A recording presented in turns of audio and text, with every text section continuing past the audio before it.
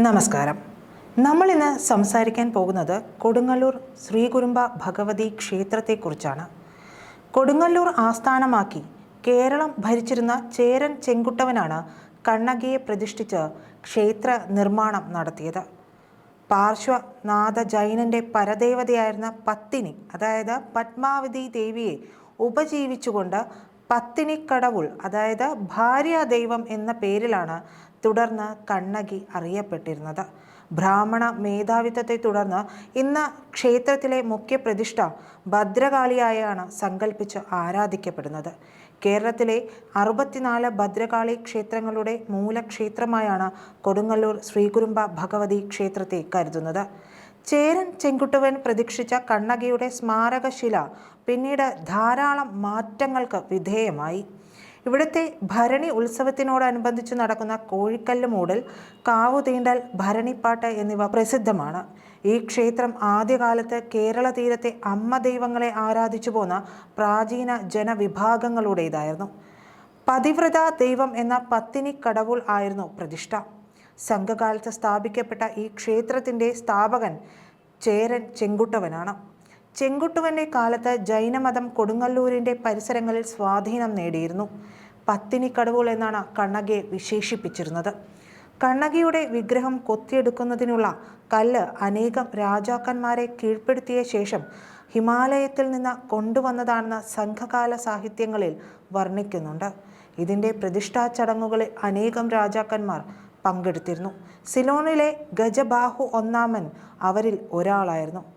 മഹായാമൻ പാലി ഭാഷയിൽ രചിച്ച മഹാവംശത്തിൽ AD 2-ാം നൂറ്റാണ്ടിൽ ഗജബാഹു സിലോണിൽ വാണിരുന്നതായും വഞ്ചിയിൽ നിന്ന് പത്തിനി ദേവി പ്രതിഷ്ഠാഘോഷത്തിൽ പങ്കെടുത്തതായും കാണുകയാൽ 1800 വർഷങ്ങൾക്ക് മുമ്പ് കൊടുങ്ങല്ലൂരിൽ കണ്ണകി പ്രതിഷ്ഠ നടന്നതായി കണക്കാക്കാം.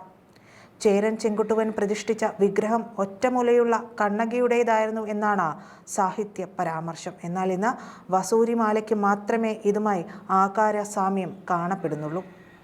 പിൽക്കാലത്ത് ചേര രാജാക്കന്മാർ ബുദ്ധമതം സ്വീകരിച്ചതോടെ കാവും ബുദ്ധവിഹാരമായെന്നും അങ്ങനെ ശ്രീകുരുംബ ഭഗവതി ക്ഷേത്രം മുൻപ് ഒരു ബൗദ്ധ ക്ഷേത്രമായിരുന്നുവെന്നും പല ചരിത്രകാരന്മാരും അഭിപ്രായപ്പെടുന്നു. ഇവിടെ ബലിക്കല്ലായി ഉപയോഗിച്ചിരുന്ന വൃത്താകാരത്തിലുള്ള ശിലയിന്മേൽ കാണുന്ന പത്മദളങ്ങൾ ഒരു ബൗദ്ധ സ്തൂപത്തിൻ്റെ ഭാഗമായിരുന്നു ഈ ശിലയെന്ന് തോന്നിപ്പിക്കുന്നുണ്ടത്രേ. ബൗദ്ധരെ ഓടിക്കുവാൻ വേണ്ടിയാണ് ഈ ക്ഷേത്രത്തിൽ കോഴിവെട്ടും തെറിപ്പാട്ടും ആരംഭിച്ചതെന്ന ഐതിഹ്യത്തിൽ കഴമ്പുണ്ടാകാമെന്ന് PK ഗോപാലകൃഷ്ണൻ വിശ്വസിക്കുന്നു.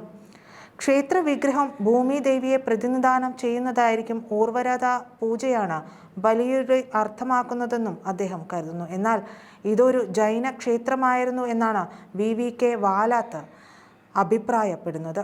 കൊടും കല്ലൂര് ആണ് കൊടുങ്ങല്ലൂർ ആയതെന്നും ജൈന ക്ഷേത്രങ്ങൾക്കാണ് കല്ല് എന്ന് പറയാറുള്ളതെന്നും ഇതൊരു ജൈന ക്ഷേത്രമായിരുന്നു എന്നും വാദിക്കുന്നവർ ചൂണ്ടിക്കാണിക്കുന്നു. പിൽക്കാലത്ത് ശിവക്ഷേത്രമായി പരിണമിച്ചെങ്കിലും മുൻകാലത്ത് തൃക്കണാമതിലകം ശിവക്ഷേത്രവും മറ്റ് ജൈന ക്ഷേത്രങ്ങളുമായിരുന്നെന്ന പഴമ ഈ വാദത്തിന് ഉപോത്ബലകമായി ചൂണ്ടിക്കാണിക്കപ്പെടുന്നു. ശൈവമതത്തിൻ്റെ പ്രചാരത്തോടെ ഇത് അവരുടെ ഒരു ഭഗവതി ക്ഷേത്രമായി മാറി. കണ്ണകി പാർവതിയായും കാളിയായും രൂപാന്തരപ്പെട്ടത് അങ്ങനെയാണത്രേ.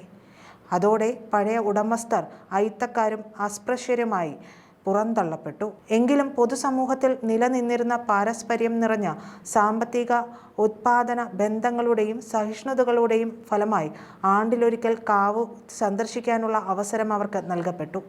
ഇതാണ് കാവുതീണ്ടൽ.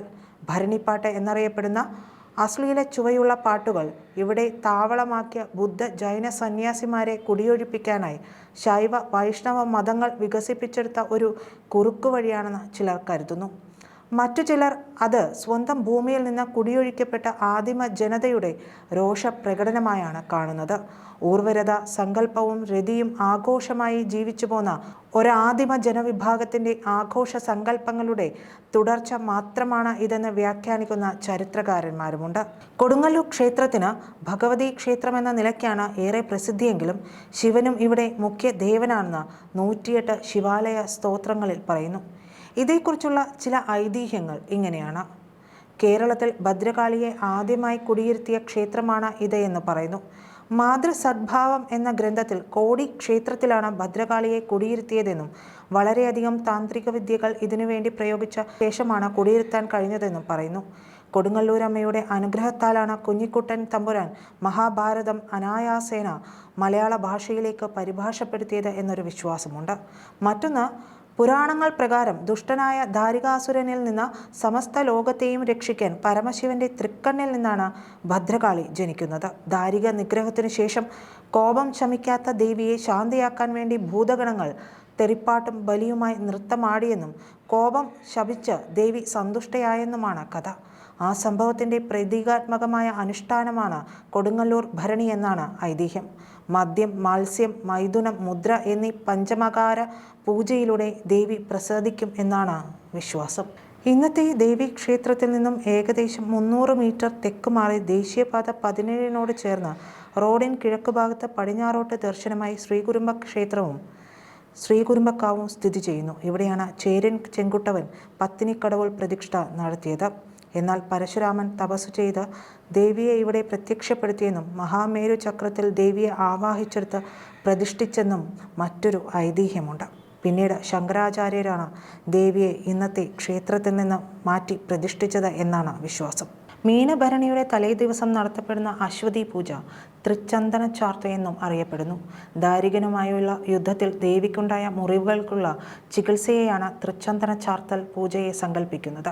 തുടർന്ന് 7 ദിവസം നടയടച്ച് നട തുറപ്പ് വരെയുള്ള ദിവസങ്ങളിൽ നടത്തപ്പെടുന്ന പൂജകളെ ദേവിയുടെ വിശ്രമവും പൂർണ്ണ ആരോഗ്യത്തിനു വേണ്ട ചികിത്സാക്രമങ്ങളുമായിട്ടാണ് സങ്കല്പിക്കുന്നത്.